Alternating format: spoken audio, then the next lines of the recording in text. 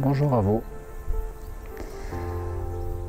Ce matin, ici même dans le Cantal, en méditation pranique, de guider mon groupe qui a démarré hier, cette session de 14 jours en pause alimentaire pranique,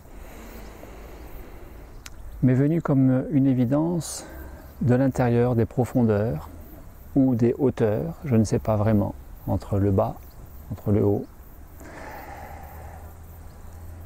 inspiré par je ne sais quoi, connecté à je ne sais quelle dimension, et ainsi d'avoir été chuchoté à l'oreille que nous sommes tristes après le repas. Nous sommes tristes après avoir mangé. Tout homme, en réalité, connaît cette tristesse du fait d'avoir mangé. Il y a ce dicton populaire d'origine latine, en latin, qui dit « Homini omne est triste post coitum ». Tout homme est triste après le coït. C'est une autre histoire, mais qui nourrit complètement cette même thématique de la nourriture en conscience. Eh bien, « Homini omne est triste post prandial ». Le post-prandial, c'est l'après-repas. Votre glycémie post-prandiale, c'est votre taux de sucre après avoir mangé, ou pré-prandial, avant d'avoir mangé. Combien j'ai entendu de personnes, depuis ces 6 dernières années, me dire qu'à la reprise alimentaire, après une pause alimentaire, aussi courte soit-elle, 24 heures semaine, 24 heures ponctuellement, irrégulièrement, ou 14-21 jours de pause alimentaire inscrits dans un processus de pause alimentaire nourriture conscience pranique, combien de personnes m'ont témoigné, m'ont exprimé, à leur grande surprise, à leur grand étonnement, avoir entendu le corps, la cellule même dire « je ne suis pas content que tu remanges ». Par exemple, cette stagiaire de 70 ans qui était venue en 2014 avec son mari et qui spontanément, il y a bien des années avant, avait ponctuellement arrêté de manger pendant 21 ou 28 jours. Elle-même ne savait plus dire. Et qui était parfaitement bien, spontanément, d'avoir arrêté de manger, était vraiment bien dans cette pause alimentaire. Non préparée, non voulue, non réfléchie, ça s'est fait comme ça. Et surtout pas en forçant quoi que ce soit. Et pour le coup, vraiment en écoutant le corps qui lui disait « j'ai pas faim, on ne mange pas ». Eh bien, elle n'a pas mangé pendant 21 ou 28 jours. Et à sa grande surprise, le mental, à un moment donné, de lui dire « mais il faut que tu manges parce que tu ne vas pas tenir longtemps comme ça ». À tort ou à raison. Peut-être d'avoir contacté l'état pranique spontanément aussi. Et donc, peut-être à tort pour le mental de dire ça, mais à raison pour le mental de le dire si elle-même peut-être n'avait pas contacté pour autant l'état pranique, quand même d'être aussi bien sur 21-28 jours, sans manger bien sûr. Et à ce moment-là, de se réalimenter et d'avoir clairement entendu son corps lui dire « je ne suis pas content que tu me redonnes de la nourriture dans mes cellules ». D'où d'écouter votre corps.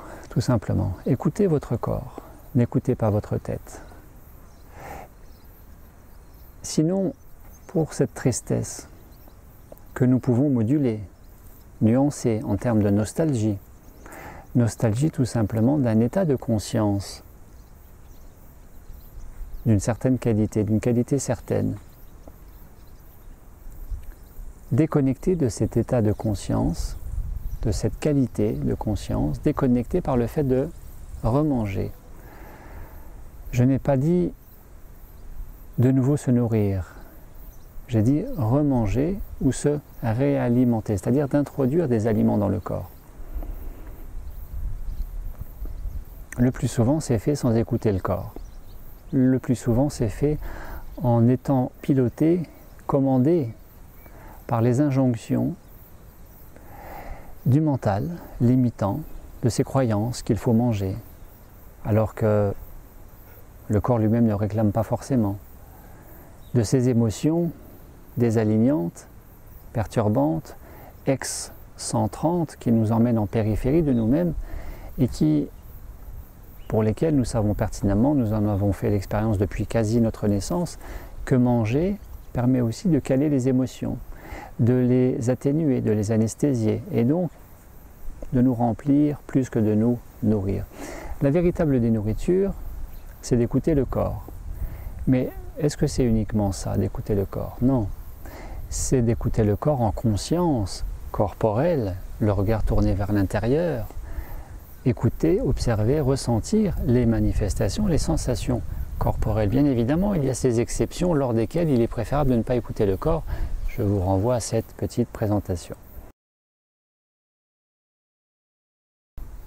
Mais vous le savez, de manger trop souvent, trop mal, sans écouter le corps, pour anesthésier l'émotion, pour se réaligner, recentrer, retrouver son équilibre, sans avoir réglé pour autant ce qui nous avait déséquilibré, et que l'émotion elle-même nous avait indiqué qu'il y avait quelque chose à régler, et que nous n'avons pas forcément réglé, en nous remplissant avec cette nourriture, eh bien, tout le monde l'a expérimenté.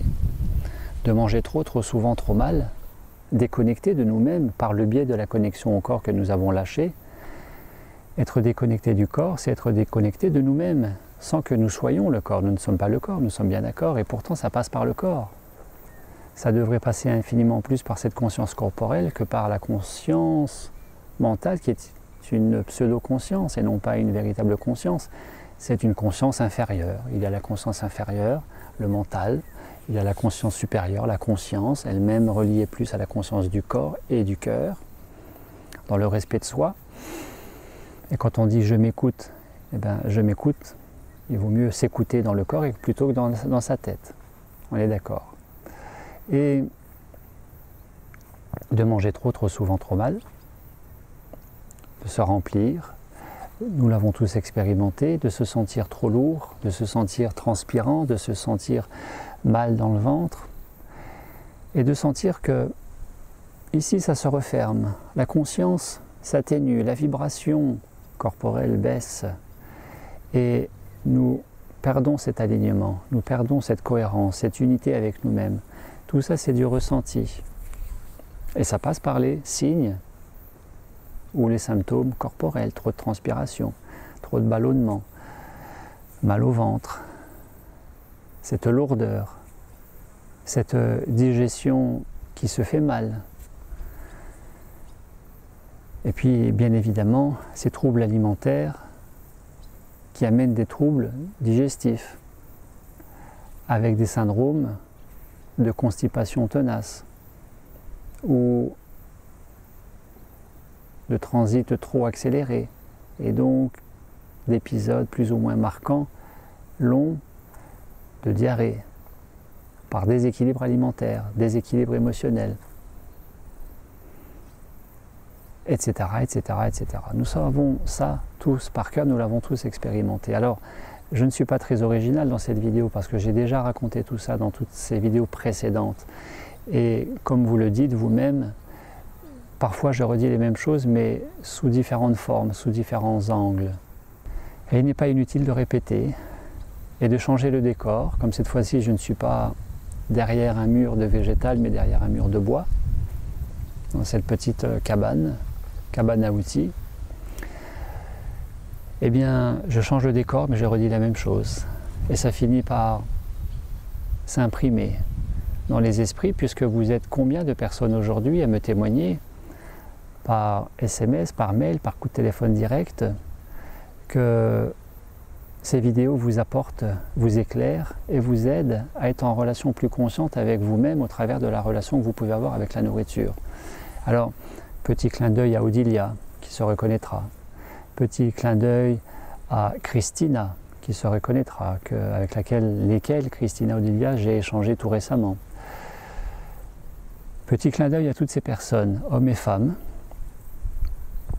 qui dans ce manger moins, manger mieux, ont beaucoup été éclairés selon leur dire, de mes propos répétitifs et finalement pas très originaux, vous le saviez déjà tout ça. Alors, c'est vrai, homini omne, homme voulant dire homme et femme bien sûr, homini omne est triste post prandial. Mais s'il y a cette connexion, cette conscience supérieure, cette conscience déployée, déconnectée, pour nous ramener sur plus de conscience de la lourdeur, du corps alourdi, par le trop manger, trop souvent, trop mal étant surtout de ne pas manger en conscience corporelle et de nous remplir.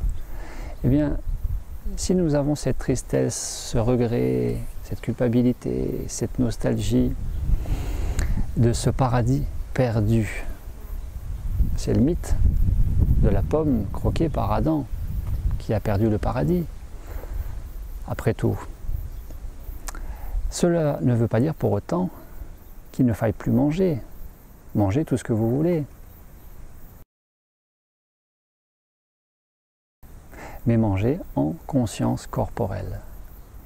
Et si nous avons cette déconnexion après, si nous savons que nous serons à ce point assommés par la digestion, au point de devoir faire cette sieste, qui est légitime bien sûr, mais surtout motivée par le fait de manger trop lourd, trop souvent, trop mal, et dans l'inconscience corporelle, dans le non-respect du corps, dans la violence que nous imposons au corps à lui imposer toute cette quantité. Savez-vous que dans la vie d'un être humain, d'un occidental, un Français, dans sa vie, va manger l'équivalent d'un 33 tonnes de nourriture.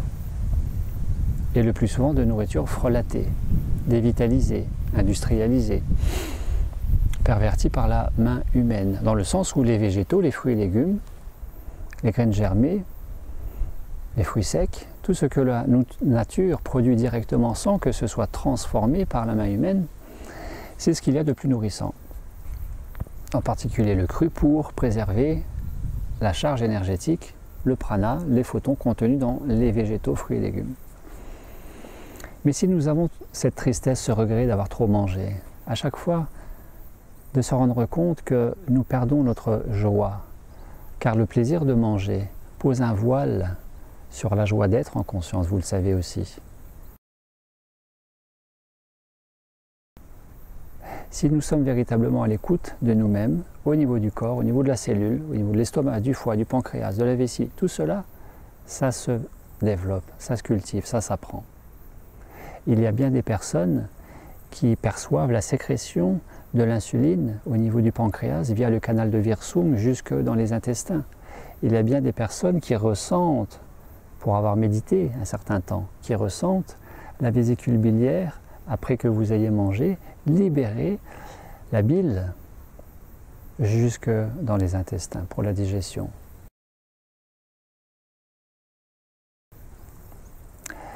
Nous pouvons aller très loin dans les perceptions et dans le fait d'être guidé sereinement par la sagesse du corps lui-même, parce que le corps ne se trompe jamais.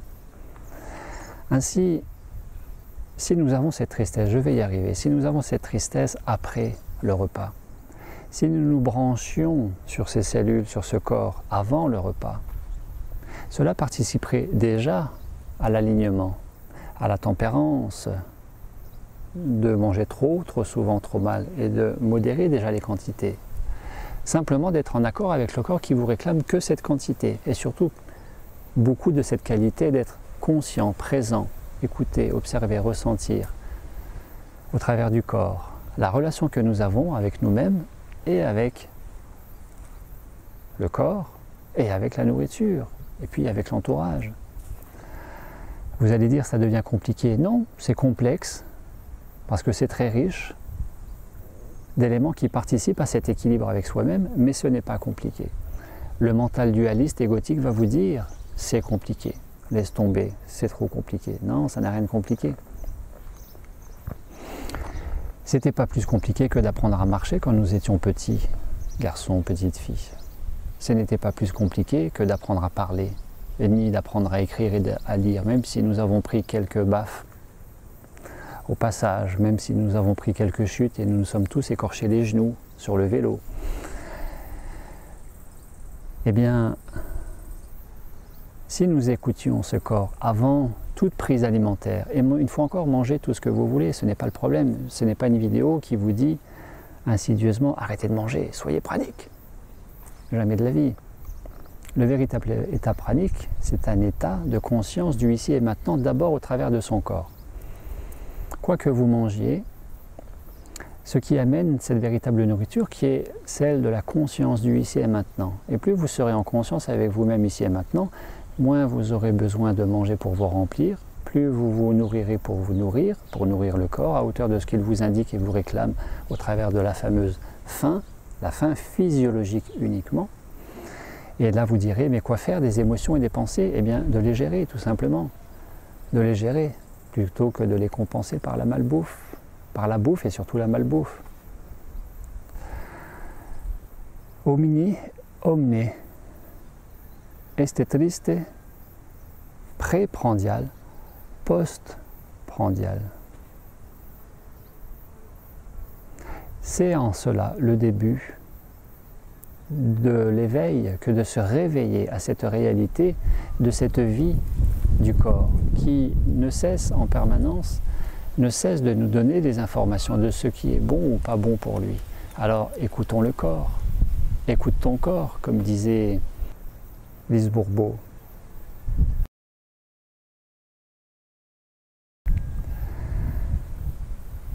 Et peut-être même que d'écouter cette tristesse, cette colère, cette peur, toutes ces émotions qui nous amènent à compenser. Peut-être même que de les écouter ne veut pas dire nous identifier, de partir avec elles et qu'elles nous mènent en bateau et nous fassent faire n'importe quoi, dont le trop manger, trop souvent, trop mal. Une fois encore, on tourne en rond avec cette histoire. Si nous écoutions simplement, objectivement, neutres, détachés, bienveillants, présents avec nous-mêmes, en conscience corporelle, ces informations que sont aussi les émotions, nous pourrions peut-être contacter le bonheur de l'ici et maintenant, qui n'est pas une fuite en soi, qui est une rencontre de cet état de conscience déployé en se rencontrant dans notre relation à la nourriture, en nous posant. Et ainsi de vivre les 3 secrets de la nourriture pranique. D'abord à commencer par ralentir, se poser. Écouter, c'est faire silence. Et le silence, c'est un des premiers éléments, premier secret de la nourriture pranique. Il n'y a pas de prana sans conscience. Et pour les personnes qui n'auraient pas vu cette vidéo qui présente les 3 secrets de la nourriture pranique, qui n'auraient encore pas vu, je vous laisse découvrir ou redécouvrir cette vidéo pour les 2 autres, en plus du silence. Et ainsi, de se nourrir quoi que vous mangez ou que vous ne mangez pas, quoi que vous mangiez, autant que vous mangiez. C'est la véritable liberté. Et la véritable liberté, ce n'est pas de faire ce qu'on veut, c'est d'être libre de nos schémas limitants, conditionnants, qui nous diminuent en fréquence vibratoire, qui nous ferment la conscience.